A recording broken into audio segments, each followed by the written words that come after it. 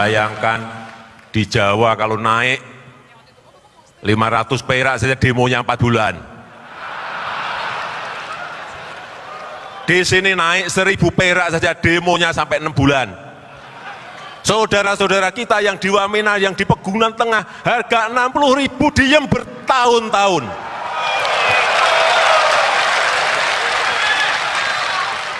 Itulah yang namanya keadilan sosial bagi seluruh rakyat Indonesia.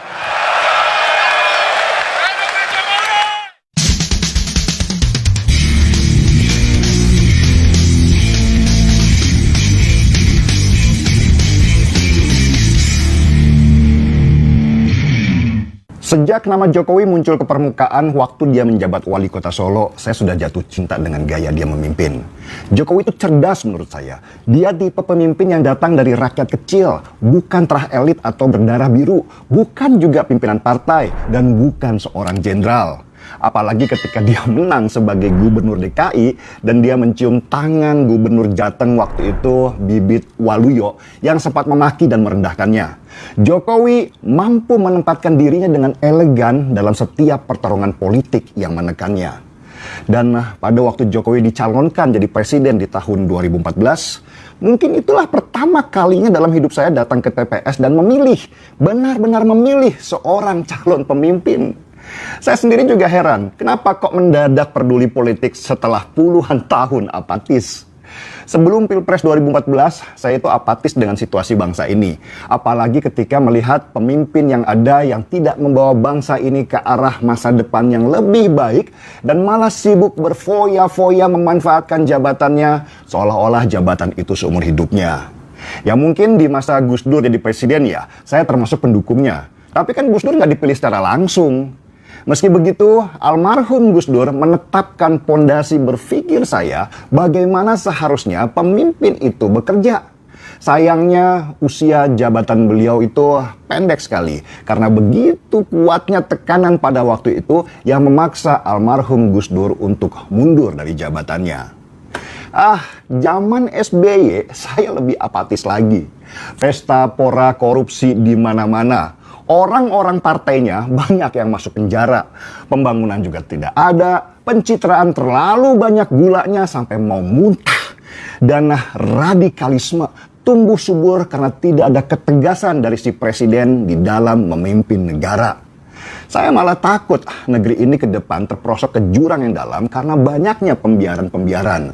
Gitu dia menang 2 periode lagi. Makin apatislah saya melihat parwai keluarga kaya yang sibuk mengumpulkan harta dan berdandan seolah-olah mereka keluarga yang sempurna. Dan ketika Jokowi akhirnya terpilih menjadi calon presiden, sesudah Megawati akhirnya mundur dari pencalonan, saya pun berjibaku dengan militansi yang tinggi. Tulisan-tulisan saya, kalau Anda ingat, mengisi Facebook tiap hari, mencoba membangkitkan kesadaran ke banyak masyarakat, kenapa kita seharusnya pilih Jokowi. Dan kemenangan waktu itu terasa manis karena harapan supaya Indonesia ke depan lebih maju itu semakin terang.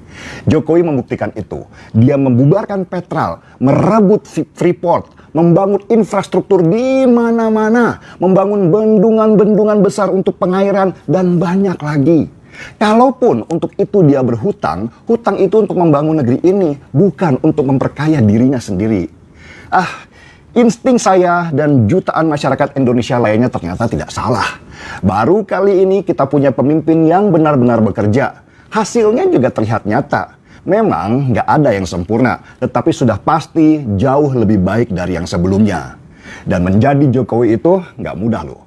Musuhnya banyak. Mulai dari mafia migas, mafia pangan, mafia kebijakan, sampai ormas-ormas garis keras yang organisasinya dia bubarkan. Kelompok-kelompok ini semua bersatu dan bergabung dengan politikus hitam yang selama ini memanfaatkan jabatan untuk kekayaan.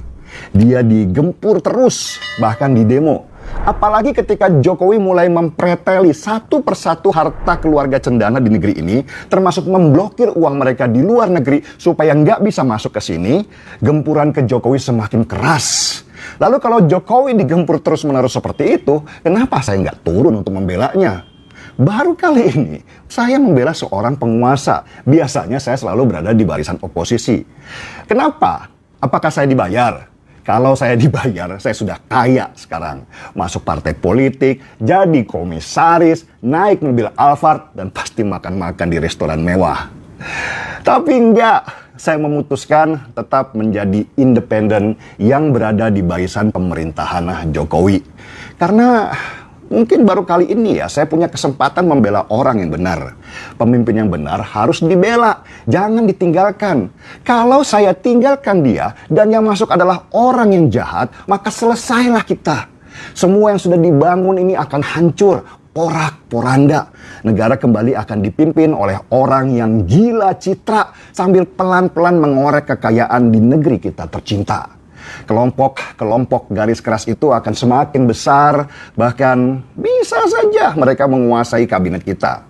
Kebayangkan kalau seorang seperti Rizik Syihab menjadi Menteri Agama, atau seperti Felix Yao itu jadi Menteri Pendidikan, hancur kita. Gak lama lagi negara kita akan jadi negara agama, bukan negara kesatuan Republik Indonesia.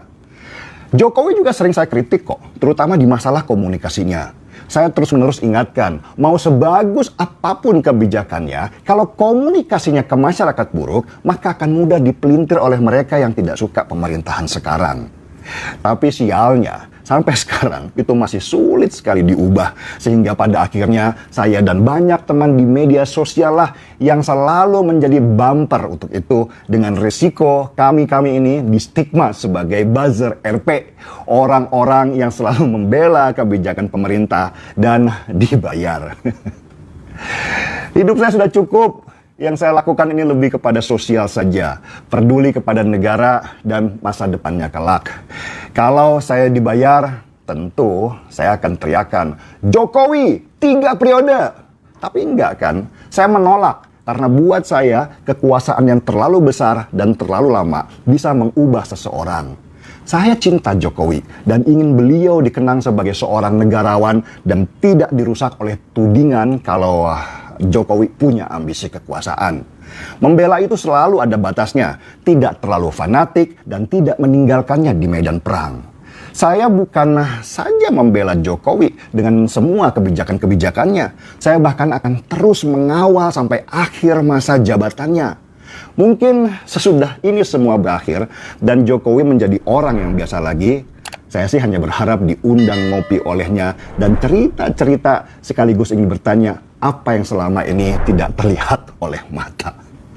Dituding buzzer RP, nggak masalah sih.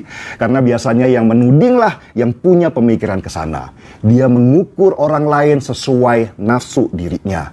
Dia yang ingin dibayar karena malas kerja, tapi nggak kesampaian. Dan akhirnya rasa irinya membuat dia mencari alasan bahwa kesulitan dirinya akibat Jokowi yang tidak memberinya kesempatan kerja.